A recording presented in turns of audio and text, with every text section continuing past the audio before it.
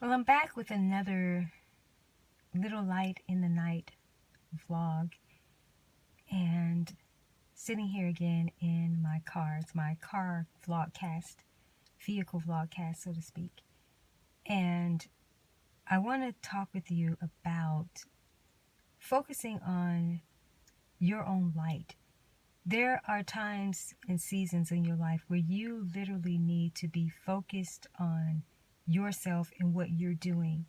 And not in some self-absorbed or selfish way where you're not being attentive to other external needs of others, so to speak, but not being overly consumed with trying to make a difference in other people's lives, where there are times where you need to focus so much on your own personal growth and development, your own spiritual evolution, and those who are around you, they can be impacted by just your demonstration without you literally needing something to change about them or to even enlighten them, so to speak, about not necessarily their own shortcomings or even where they could be improving. And especially if they're not asking you for that type of input. And sometimes this can be very tricky because you can be in places where sometimes what another person isn't doing can be actually impacting you and other people. And you do feel the need to say something and to offer them solutions or a better way to see things or to do things. And absolutely, there's nothing absolutely wrong with that. But there can be a time where we can overstep our trying to help someone else, and it can be to your own detriment in a sense, when you sort of lose sight that you're here to, yes, be the light, but people have to want that light and they have to come to that light. And if it is a situation where something or someone is impacting you because they're not choosing to operate from their higher truth of light and to be enlightened, if you will, then you have to allow newer solutions to come forth.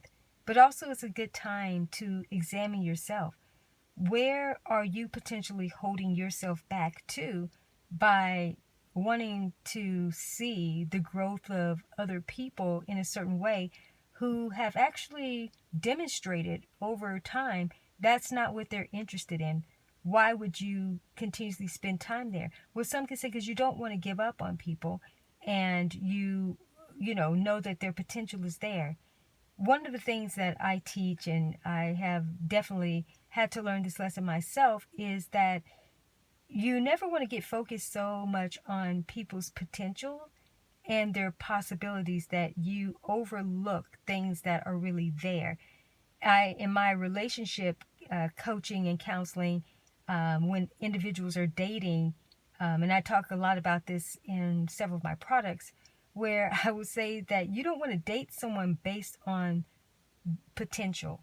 And what I mean by that, let me clarify this, is potential has more than one vantage point or understanding, if you will, where there is the potential, like we are full of potential, untapped potential, yes, and that's great. But it takes something, there's something required of us to extract that potential, to tap into it. So it's going to take something, even though the potential is there, right? So it can be something very promising and pretty much will amount to something significant when we engage it in the right ways. But then there's that other level of potential where there are potential possibilities. There's potential that that person could do this or they could be this way. But at the same time, you don't want to find someone or even engage a situation that says, well, it has so much potential. It has the potential to do X, Y, and Z. But you have to also look at the now. It's that you wouldn't want to say, okay, well, I'm going to date this drug dealer because I know he's got great potential to be something different, and so you don't want to date on potential there, or again, any situation. you have to have discernment of what the potential is. Now, let me go back to talking about you and your light, all right? And focusing on you.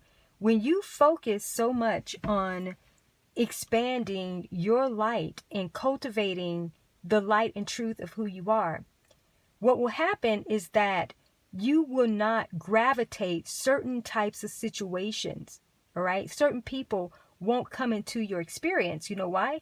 Because you're so illuminate that, first of all, you blind their ability to see you, to sync up with you, right?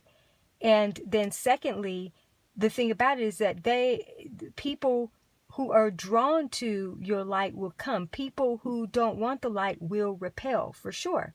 All right. So, you know, what I'm saying here is that as you focus more on building up your and cultivating your light, you're going to discover new light about yourself. I talked about this in another vehicle Vlogcast. I'll put the link, below. But you want to become more empowered yourself, understanding who you truly are and expanding that. All right? And as I talked in another Vlogcast about, sometimes it's in the darkest times in your experiences where your light is being refined so that it can come forth to be newer. So when you find yourself in situations where you're continuously having to regurgitate things over and over with people, or you yourself feel like you keep looping around in the same situations and not being able to move past and get into a more expanded light of your circumstances, then you want to now focus on where do you need to expand that light. How do you get into the new light or the new illumination of your truth, who you are, that's going to produce different results in your reality? You want to go there, all right? You want to spend time there. So again, there are seasons in your life where you need to put the focus on you. We hear the saying or the analogy, especially as it relates to a mother being on an airplane and she has children, is that you have to put the oxygen mask on yourself first, and then you can strengthen yourself to be able to take care of others. And when you're someone who is constantly looking out for the well-being of others, and maybe you are taking care of yourself, please understand that there are different levels that you have to engage that. And then sometimes you have to pull away from doing what you typically do and not exerting your energy or exhausting your energy in areas that are, I don't want to say just stubborn and rebellious, but just areas where you're just not called to be imparting your light anymore. You have to allow the light that you have already cultivated enough and been a demonstration for people to want to engage that themselves. And you go on to continue to strengthen yourself, not so that you can build yourself back up to go into those scenarios again. No, it's to move forward, And so that's what you want to focus on, is the forward light of you. What is the light that is moving you forward? So take time to be present with that, and just know that this is a season for your new light to come forth and to guide you forward into the next new adventure that life has for you.